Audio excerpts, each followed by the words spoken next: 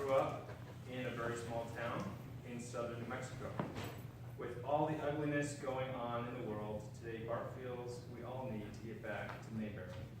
This project is for Project 3 from the Storytelling Manual, The Moral of Story. It is 5 to 7 minutes. The title of Bart's speech is Back to Mayberry.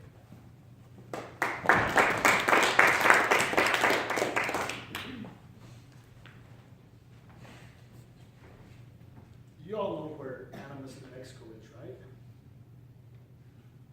No? I thought everybody knew where Animas is. It's that little town in southern New Mexico that I came from. It's a quaint little town where, kind of like Mayberry, where everybody's connected. Everybody knows everybody. And my town of Animas is really small. It makes Mayberry kind of look like a metropolis. Anybody else here from a really small town? I mean really small town. Wyoming, right? It's got to be a small town. So you're going to know what I'm talking about. Type of town where you drive like this.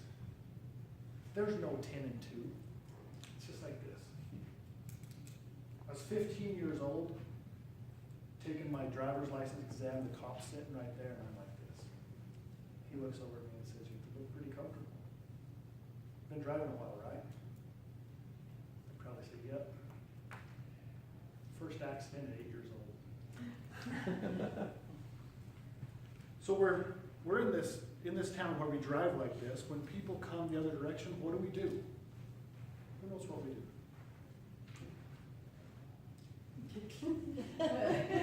Even if we don't recognize the vehicle, it's still. Because we probably know the person in the vehicle, even if we don't recognize the vehicle, and we don't want to be the person that was too cool to give it up. Me and my wife, if I were to do that here in Utah, in this big metropolis that we live in, give up the wave. They're like, "What the? Did he just give me the bird?" Even with people in my neighborhood that I know, I'll give up the wave, and they're looking straight ahead. They're focused on their own life, on what they're doing. Me and my wife would walk on the Murdoch Trail almost every night, and it amazes me how many people won't smile. Won't say hello, won't even make eye contact. And this rolls over into other aspects of our lives, to where we care so much about our own little world, we're unaware of what's going on around us. And we're more worried about who's in my way than whose way I'm in. My wife and I, she was getting ready to go to Japan. And we were getting gifts for her to take to Japan. So we were at Kohl's. And I was being the good husband and not hovering over her saying, "Hurry up, it's time to go, let's go." I'm sitting in the truck and I'm just playing on my phone, checking my emails, looking at Facebook, and there's a car parked right next to me. Another car pulls in, and a young couple gets out and goes into Kohl's. The guy had long hair, tattooed up, pretty good.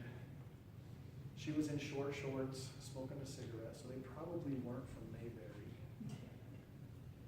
He goes in, they're in there for about 15 minutes, and he comes out. And in that time, the car in between our vehicles had left. I'm still looking at my phone. He walks over to his vehicle, and I see him out of the peripheral vision coming around the front of his car. I glance up. And I'm already looking back at the phone. And he says, "You got a problem?" With all the wittiness and courage I could muster, I said, "No." He says, "Well, quit effing looking at me then." But he didn't say effing. He said, "Wow, I'm thrown for a loop here a little bit. I'm actually kind of scared. I seriously am.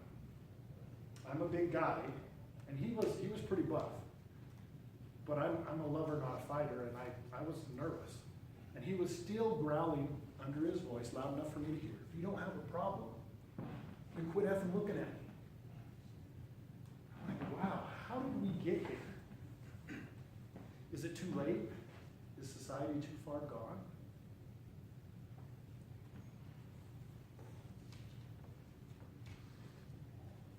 I myself find myself waiting to say hello, waiting to smile, not being the first one.